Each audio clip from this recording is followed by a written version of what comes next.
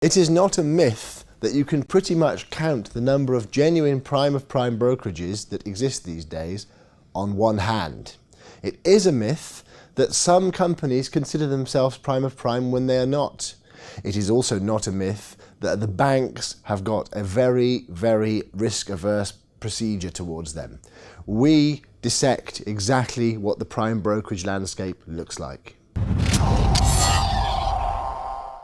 Prime brokerage. This is a really important subject, has always been, but it's become something which everybody is now talking about at the higher level of the retail and the non-bank institutional OTC electronic trading sector. Really all over the world, I've noticed that, and we're experiencing quite something of a credit crunch at the moment. Yeah, that is absolutely right. The prime brokerage services, if I just rewind a little bit, of course, is in the hands of a few really big banks. It is.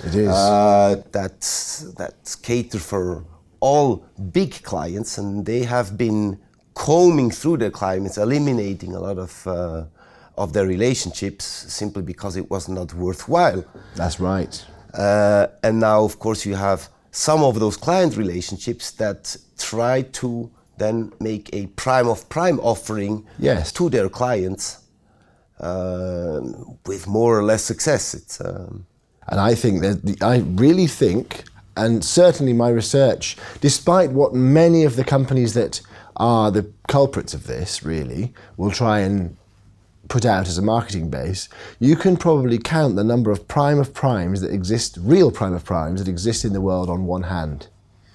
I agree with you there. Don't forget, the prime brokerage, you have the essential relation is obviously between the prime broking bank and its client, that is the prime broking client. Now, as soon as that prime broking client is selling a prime of prime to his clients, there is a necessity for the prime broking bank to know that client. There is, which then means it becomes a very expensive onboarding process of every individual client for the bank as far as credit extension is concerned. Absolutely, it does, because the know your client, the KYC for the bank does not change at all if it's his direct relation or the client's relation. That's right. And that's why they're not really keen of offering that kind of service. It is exactly why. And you know, very interesting, Mark, not very many people know that.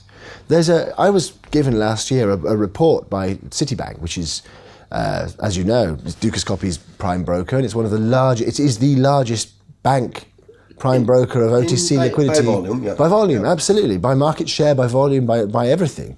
They sent me a report saying that they suspect over the next few years, they weren't specific about time, but they predict a 57% credit default rate on extension of counterparty credit to OTC firms.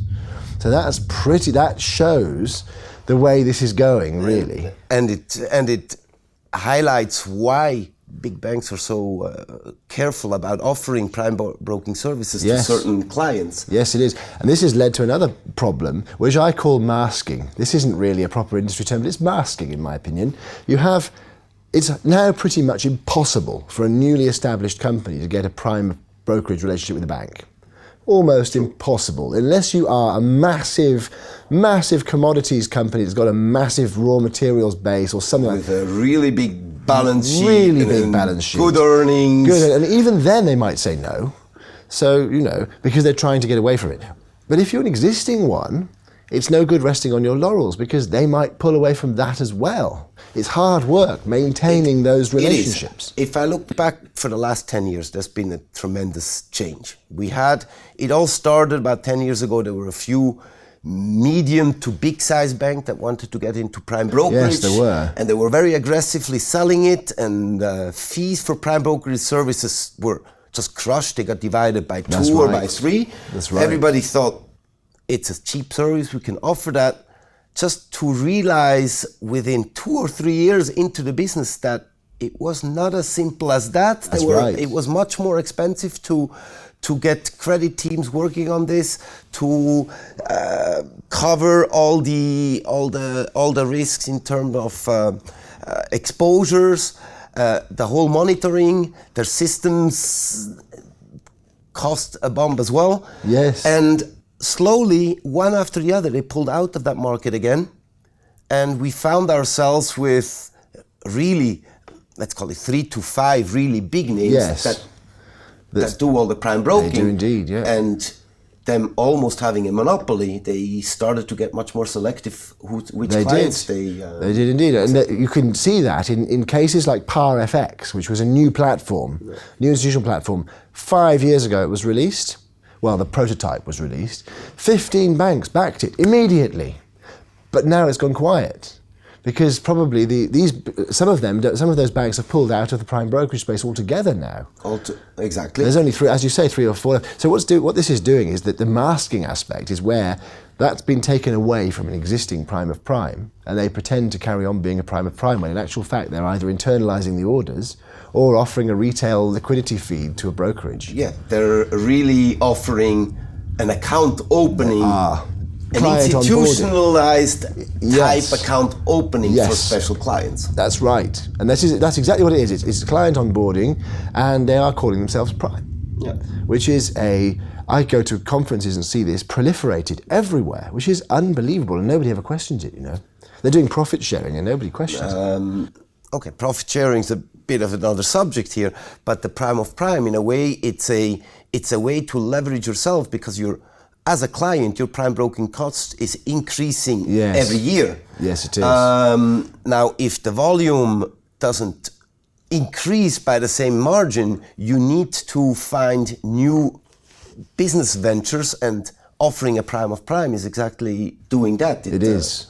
That's right. And I think it's very important, and I can't urge anybody enough, especially if they're a retail broker, to stick to the real prime of primes only. Because there are only a handful of them, and it's quite easy to find out who they are, actually, because they're quite transparent about it. So that is very, very important. You know, you have Dukascopy, because you've got a direct liquidity relationship with UBS and Citibank. Then you have Advanced Markets, Saks-McLeod Bank, IS Prime, Suckton. Most of them are British, because that's like an institutional centre, and the banks doing the prime broking are in London mostly. So you have those companies. But aside from that, there aren't many more, actually. True.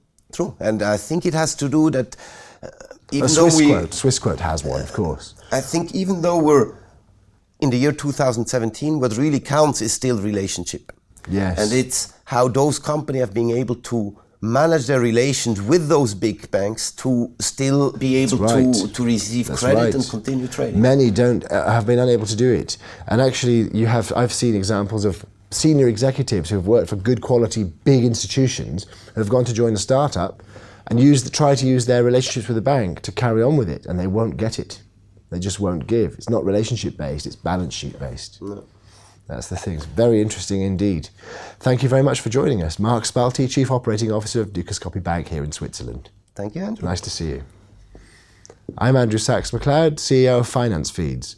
Thank you for watching Dukascopy TV here in Geneva, Switzerland. See you again next time. Goodbye.